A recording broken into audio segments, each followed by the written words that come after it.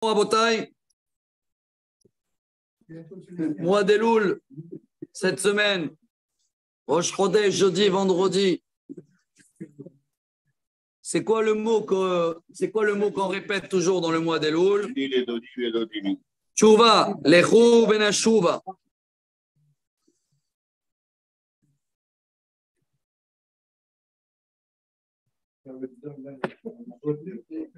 On continue notre série Rabotai. Ceux-là qui aiment le français, posez. Et c'est le qui ne subit pas le français, qu'est-ce que c'est? Et en hébreu, Oshéa.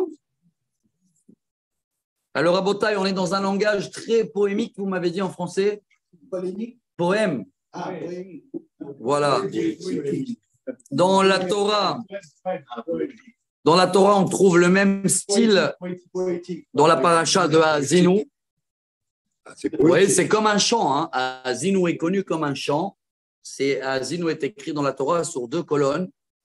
Donc, il y a le début et la suite. Et là aussi, Oshéa, pratiquement tout jusqu'à la fin, jusqu'au 14e chapitre, ça va être écrit comme ça. On a fait le début avec des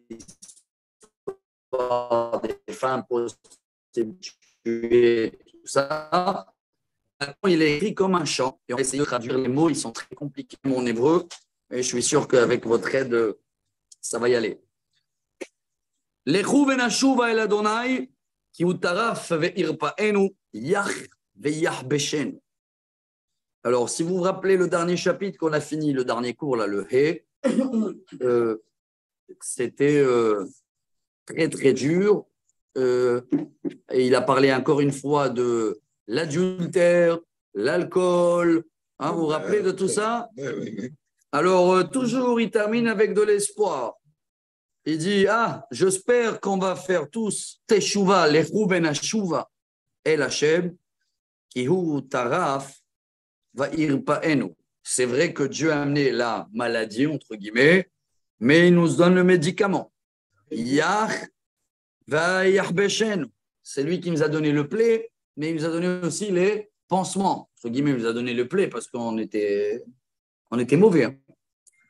Yehayenu miyomayim bayom hashelishi yekimenu venihyeh lefanav. Des phrases avec beaucoup d'espoir, ça.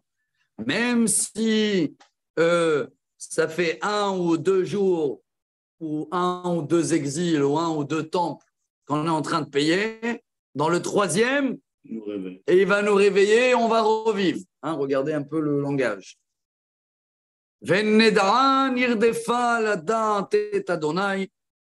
Pour être guéri, il faut reconnaître et courir à la émouna, à la conscience de Dieu. Et si tu cherches la émouna, tu es sûr de le trouver comme le soleil qui va briller demain.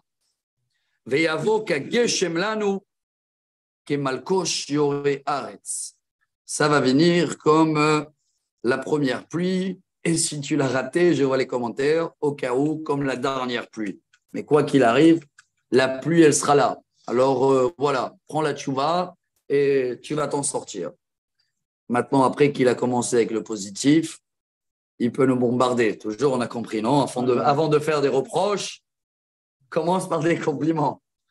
Aïe, aïe, aïe, pasuk dalet. Qu'est-ce que je vais vous faire, Ephraim? Malgré qu'il nous dit non-stop de faire tchouva. Qu'est-ce que je vais faire avec toi, Judas?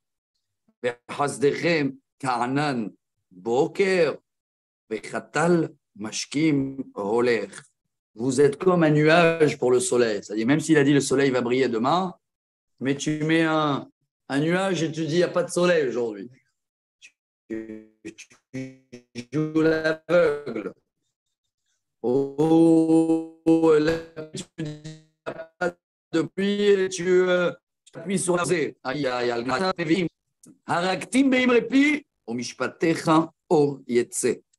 Et pour cela, je vais frapper les faux prophètes, je vais les tuer avec ma bouche, je traduis mot à mot, et pour que la justice claire va sortir de Dieu. כי חסד חפצתי ולא זבח, ודעת אלוהים מעולות. Waouh, je préfère la tzedaka que le barbecue. Excusez-moi, quand je traduis barbecue, je dis les sacrifices. Hein. Ça veut dire ça se répète. Bon, plusieurs prophètes, ils disent tout ça. On avait donné des exemples la semaine dernière, vous vous rappelez ou pas? Prophète Samuel, prophète Jérémie, prophète Yaheskel. À l'époque, les gens, ils faisaient des péchés, il allait faire un sacrifice et ça y est, je suis pardonné. Comme il y en a qui font jusqu'à aujourd'hui. Hein. Ils volent, ils font des dons et ils disent c'est bon, je suis clean. Aïe, aïe, aïe, Dieu il dit je ne veux pas les sacrifices. Da'at Elohim me'olot. Je préfère la da'at, Chabad, Chokma bina da'at. Je préfère l'étude que les holocaustes. Zain.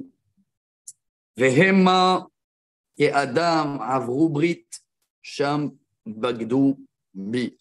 Mais eux, c'est qui eux? Judas et Ephraim, ils se comportent comme des personnes qui ne calculent pas l'alliance s'ils m'ont trahi.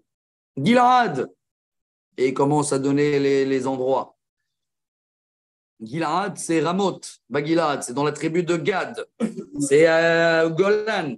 Là-bas, c'était une ville de refuge, si vous vous rappelez. Hein. Gilad, Kiryat Poale-Haven, Arakuba Midam, Ouah. Et il n'y a pas de place pour accueillir tellement il y a des assassins. Regardez ce qu'il nous parle, hein, il y a 2500 ans en arrière ou plus. Okehake ish gedudim hever kohanim derech yeratsehu shechema kizima asu. Je vais essayer de vous traduire mot à mot. Et comme les brigands, des kidnappeurs, qui attendent les pigeons, à l'époque, il y avait beaucoup des comme ça dans le désert, hein, comment on les appelle? Ils attendent pour attaquer. De la même manière, les Kohanim, ils attendent de tuer et d'assassiner pour prendre le pouvoir. Il y avait des Kohanim, ça on l'a su déjà. Shrem, c'était tous à Shrem, là il parle à Shrem. Hein. Shrem comme Gilad, hein. C'était une ville où il y a eu plein des assassins Cohen, hein, qui Zima Asu. Ils ont fait de l'abomination. Au bébé ces deux villes, dans toutes les autres villes, il y en a qui disent ici c'est Beth El, c'est là-bas où Yerovam il avait fait le statut. J'ai vu un scandale. Voilà le mot. Sha'arouria, c'est scandale. Hein, comment tu traduis en français? C'est quoi scandale? Très forte. Voilà. Sha'arouria en hébreu. Shamznut l'Ephraim nitma Israël. Là-bas à Bethel, donc ils ont fait un statut, un scandale, statut de veau d'or, et ça a purifié la tribu d'Israël. Et toi aussi, Yehuda, Gam Yehuda, Shat Katsir. L'ach beshuvi shevut ami. Et toi aussi, Yehuda, prépare, même si pour l'instant, ce n'est pas encore la récolte chez toi, comme ça il dit. Ça va arriver chez toi. N'oubliez pas, toujours dans l'histoire, je reprends le tableau, et on a parlé de ça même ce matin, il y a eu 152 ans depuis le premier exil jusqu'à le 4e, le dernier. Et Oshéa, il prophétisait pour qui? Vous vous rappelez de la préface qu'on a fait il y a 2 cours? Il prophétisait pour les gens d'Israël, pas pour Juda et Jérusalem. D'accord? Pour Juda et Jérusalem, c'était plus le travail de... Ça va être bientôt. Ça va être Yona, incroyable aussi, hein, et Elisha. Elisha qui était l'élève d'Eliyahu Hanavi. Hein. Et Elisha a connu Oshéa. Et on a aussi Amos. C'est qui Amos? Pas Amos. Le père de... Qui c'est qui s'appelle Ben Amos? Yirmiyahu, c'est Ben Chilkiyahu. Ishayahu Ben Amos. Donc, il y avait le père d'Ishaya, d'Ésaïe. le père d'Ésaïe, qui était aussi prophète, que lui prophétisait pour Jérusalem, Juda.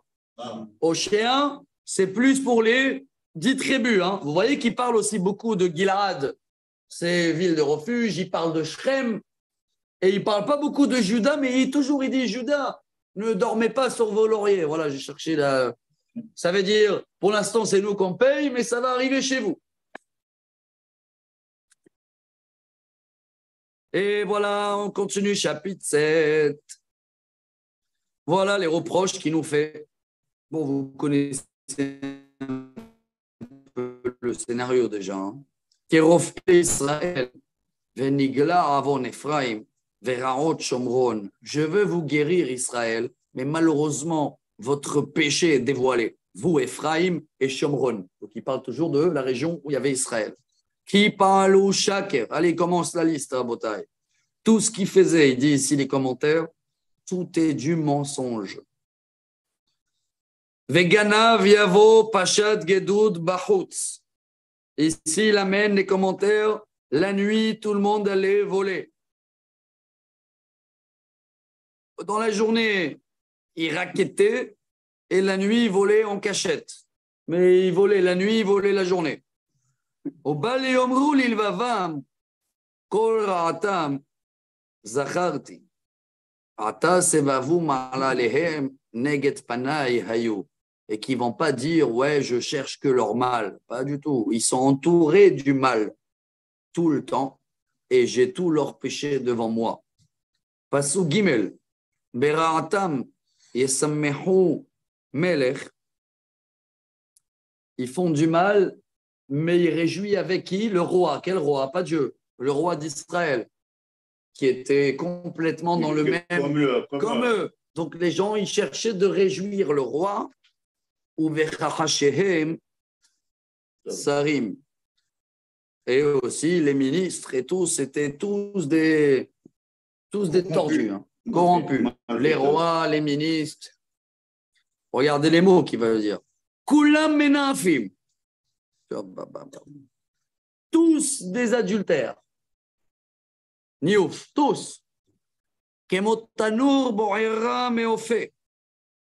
Ils sont chauds à ça, à l'adultère, comme un four brûlant d'un boulanger. Ishbot me'ir milush batzek ad humtsato. Tellement ils sont chauds qu'ils n'ont pas le temps de laisser la pâte monter. Ça veut tout dire. Hein. Bon, imaginez-vous le niveau qu'on avait à l'époque. Hein. C'est dur parce que tout est lié avec les parachiotes, même avec ce qu'on vit en ce moment. Ça va être une fois chez l'Elisha, comme ça. Ouais, c'est la fin d'Elisha et le début d'Oshéa. Selon le tableau qui sont ici, ils sont croisés. Hein. Ça veut dire Oshéa, bébé, enfant, a connu Elisha, qui était le maître d'Eliyahu Hanavi. Hein. Tout ça enchaîne. On est toujours dans le premier temps. Yom Malkenu.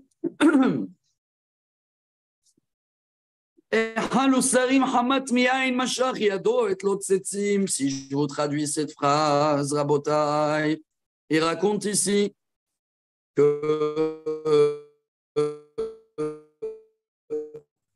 les hafla et les iloula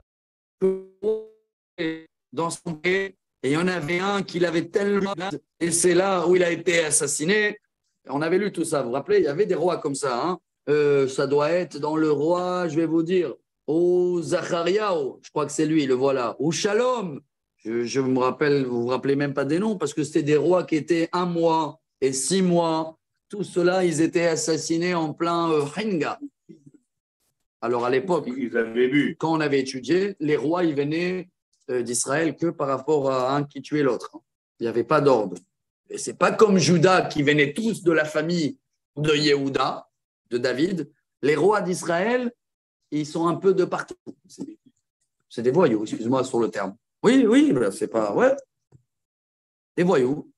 Des rois qui prenaient par force. Un tuait l'autre. Un tuait l'autre. Il y en avait un même, il a été tué par, comment elle s'appelle, Athalie, là.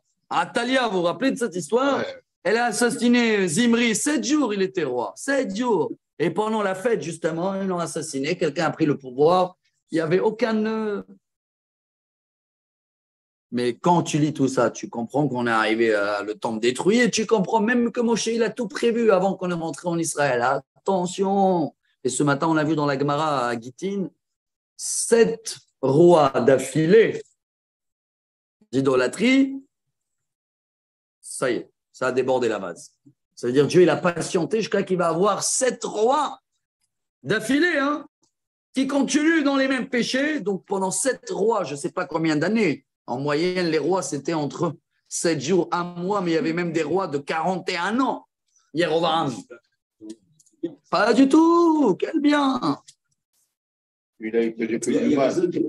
Quel bien. Il n'a fait que du mal. Très bien, on a trouvé, excuse-moi de te dire, on a trouvé vraiment quelques-uns. Je me rappelle, la majorité, ils étaient tous. Alors il dit comme ça, tellement ils ont bu de vin dans ces journées-là de festin que c'est ce qui les a fait assassiner. Qui vav, qui kervu ketanour libam beorbam. Ah, il reprend le four là, de tout à l'heure, tellement ils étaient chauds pour l'adultère.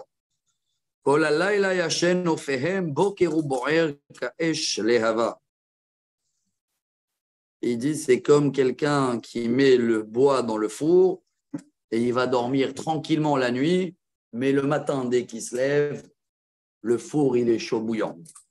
Koulama, il s'attrape sur le four, là. Aujourd'hui, ça tombe très bien avec la chaleur dehors. Vous voyez qu'on devait étudier ce chapitre. Koulam yehamu katanour pasuk zayin. Ils sont tous chauds bouillants comme des fours. Ve'achlou et chauffehem. Dès qu'il est honnête, il mange. Kohem naflou. Un, il se fait tuer par l'autre dans les rois. En kore bahem elale. Il n'y en a pas un, il fait rappel à moi, il dit Dieu. Et dans les commentaires, il te dit, ils font rappel au roi d'Achour, au roi d'Égypte, on rappelle à les Américains, les machins, mais personne ne veut connaître Dieu. Je ne vais pas actualiser, mais je vais rentrer l'actualité, malheureusement. Aujourd'hui, c'est très, très chaud. Je le dis comme ça gentiment et sans jugement et préjugement, et je dis les pauvres. Mais ouais, il y en a la moitié, il y en a beaucoup de ceux-là que ça leur plaît plus le pays, qui veulent quitter. Vous allez me dire, Baruch haba. C'est la grande différence entre, à l'époque, ils ne pouvaient pas quitter. Il n'y avait pas où y aller. Bon, si Dieu veut, on verra là avec la prochaine chose, même les pilotes, les machins, les choses. On est dans une situation très, très délicate.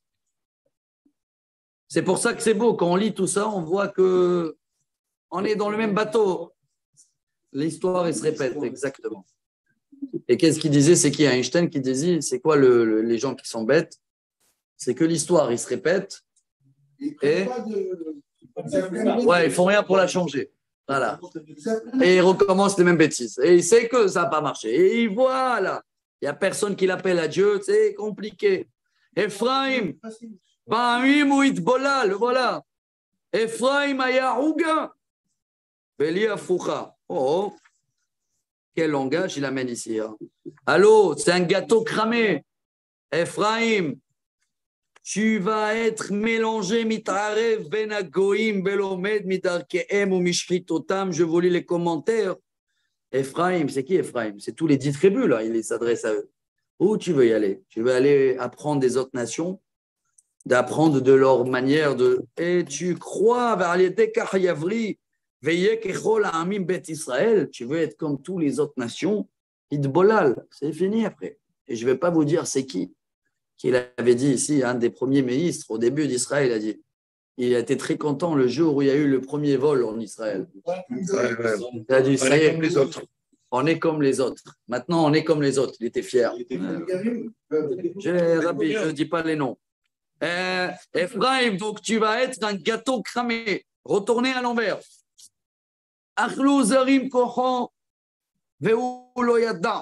Toutes ces nations où on était en exil, ils vont manger notre force.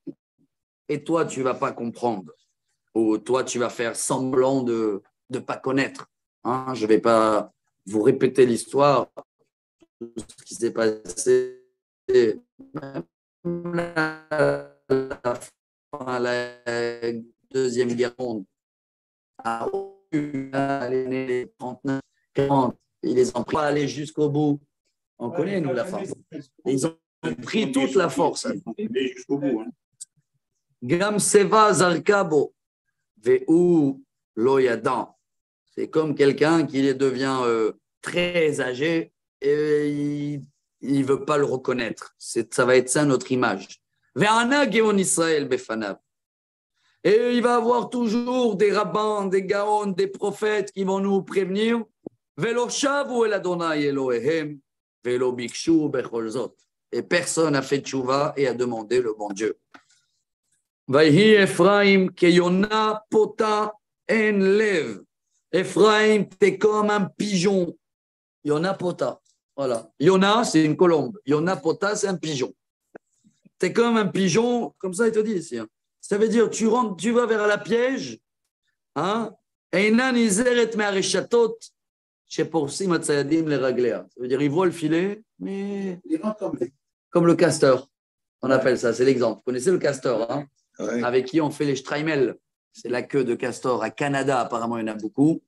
Il est connu comme l'animal. Il est très intelligent, mais il est trop têtu.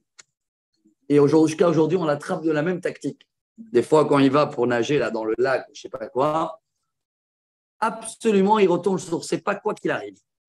Quoi qu'il arrive. Et on le met, je l'ai vu dans une vidéo, on le met une cage sur son chemin de retour. Et tu peux le voir, il arrive. Il remarche sur ses pas, il voit la cage. Il rentre. Il pleure, et il rentre dedans. Bête. Voilà, mais nous, on est pareil, nous. C'est pas la même histoire, la même cage, le même piège.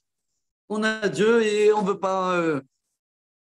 On veut pas. On essaye, mais voilà. Heureusement, on a le mois des Louls aussi. C'est ce qu'on dit. Heureusement que Dieu, il nous prend au sérieux chaque année. Non, vraiment, je dis, heureusement pour nous que Dieu il nous prend au sérieux chaque fois qu'on fait les slihot. T'imagines, en haut, ils auraient dit, ah, Wada, il recommence son cinéma toute l'année. On sait qu'on fait des péchés. Ah, Atan, ou même on le chante maintenant. C'est devenu une nouvelle mode avec des darboukas et des là. Heureusement, ça veut. Non, c'est mignon. Non, il nous prend au sérieux chaque fois. Comme nous avec les enfants aussi. Combien de fois avec les enfants, tu les machins. Je les vois là, ils sont en vacances et tout. Des fois, ils voient un petit dessin animé et tout. Je leur dis, les enfants, 5 minutes. 5 minutes. Bien sûr, papa arrive dans 5 minutes. Ça y est, c'est fini. Ah, non, ouais, encore. Tu dis, tu vas être gentil, tu vas avoir un bonbon. Et après 5 minutes, rebolote. Ça te fait rire aujourd'hui. Mais on essaye de les croire. Qu'est-ce qu'on peut faire? Bon.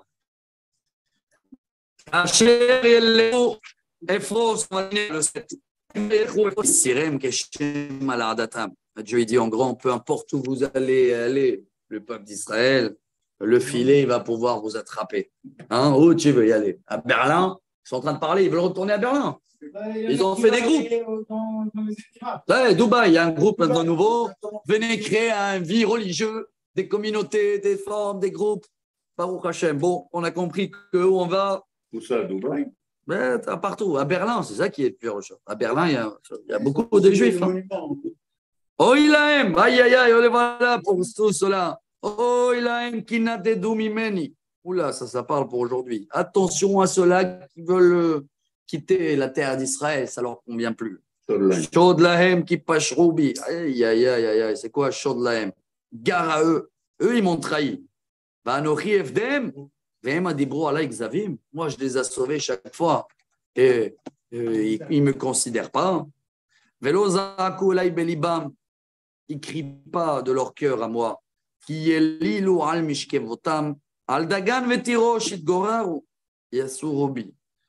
se protègent et ils n'arrêtent pas de se plaindre. Voilà ce qu'il dit.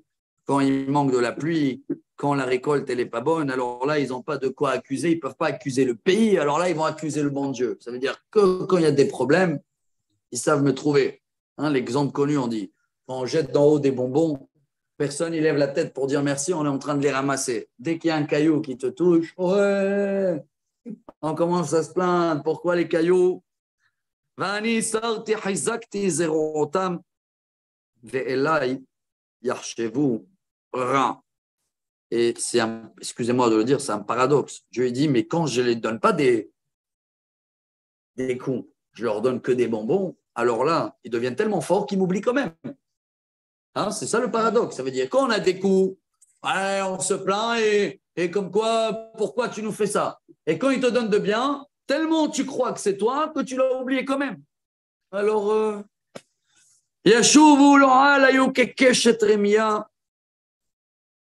même si des fois ils font tchouva, c'est comme un arc trompant, un boomerang en français.